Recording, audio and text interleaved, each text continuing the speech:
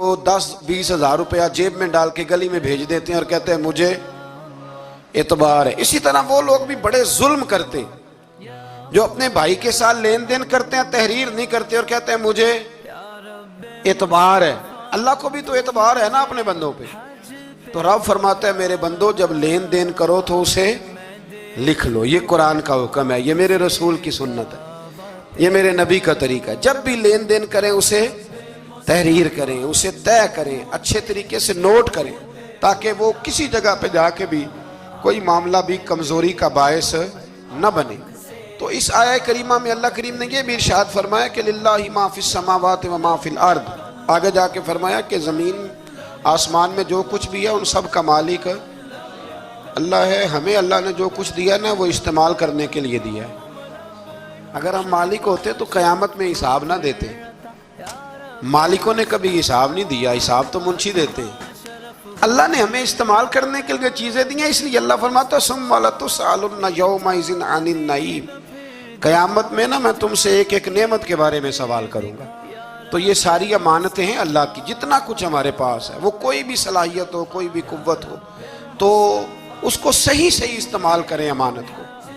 پھر میرے عزیز اللہ تبارک و تعالیٰ نے نا اس سورہ مبارکہ کے آخر میں ہمیں ایک دعا سکھائی ہے، وہ بڑی شاندار دعا ہے، ہر چیز طلب کرتی ہے کہ اس کو پڑھا جائے، دیکھا جائے، پر اس دعا کے آخری لفظ یہ ہیں واعف عنا، اللہ ہم سے درگزر فرما، اور آخری لفظ یہ ہیں کہ واغفر لنا، اللہ ہمیں بخش دے، وارحمنا، اور اللہ ہم پہ رحم فرما، اس لیے کہ انت مولانا، تو ہی ہمارا مددگار ہے، فانصرنا علی القوم الکافرین، اللہ کافروں کے مقابلے ہمیں ہماری مدد فرما۔ تو پھر آگے سورہ آل عمران شروع ہوتی ہے۔ سورہ آل عمران کے بالکل ابتدا میں اللہ کریم نے فرمایا کہ قرآن پاک میں 2 قسم کی آیات ہیں، کچھ آیات بالکل واضح ہیں اور کچھ آیات ایسی ہیں کہ جو متشابہ ہیں، جن کو سمجھنے کی ضرورت ہے۔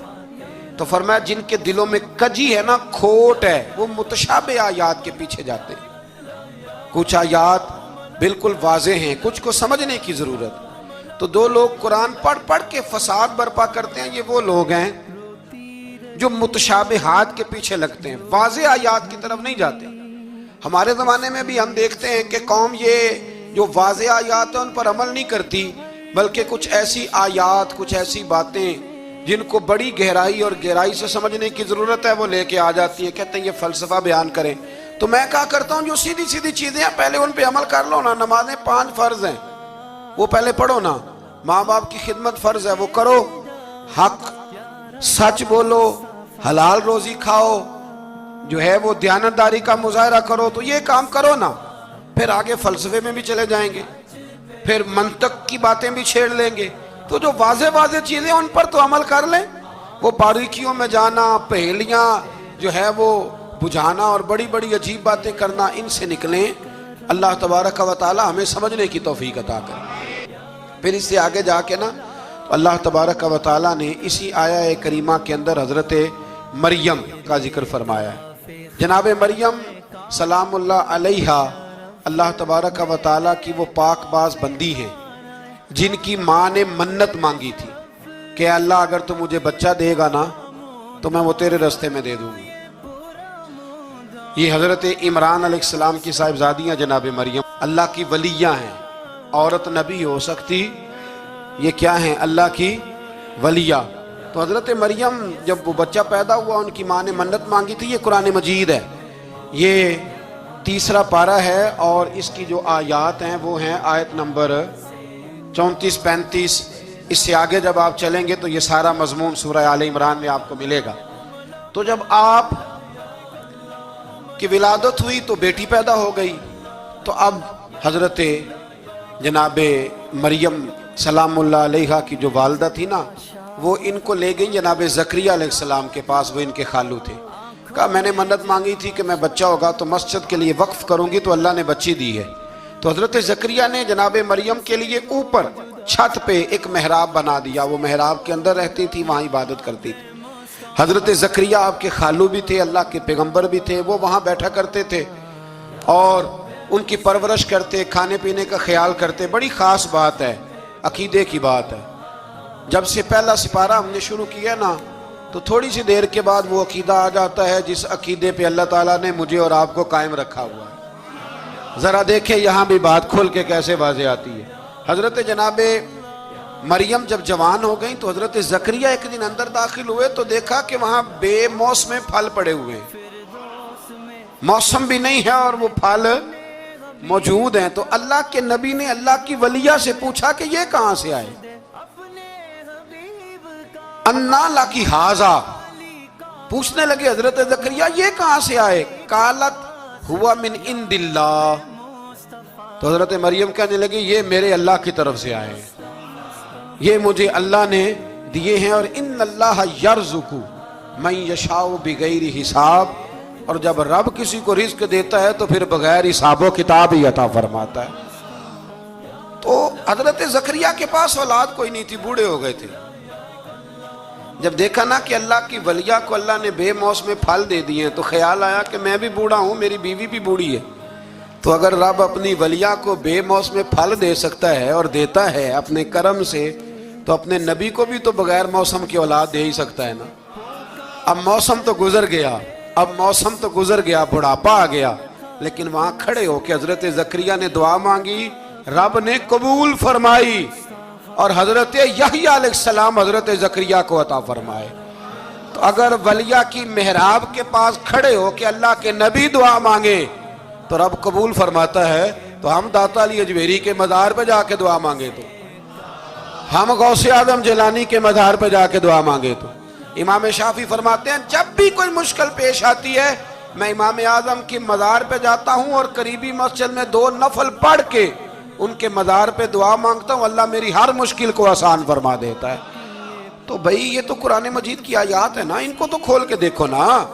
کوئی اور معنی اس آیت کا، کوئی اور تفسیر، کوئی اور مفہوم.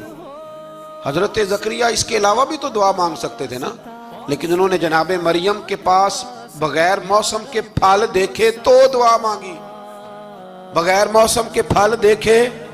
اور یہ بھی اللہ کا فضل ہے کہ ولیہ کے پاس دیکھے تو ولیوں والا مسئلہ حل ہو گیا.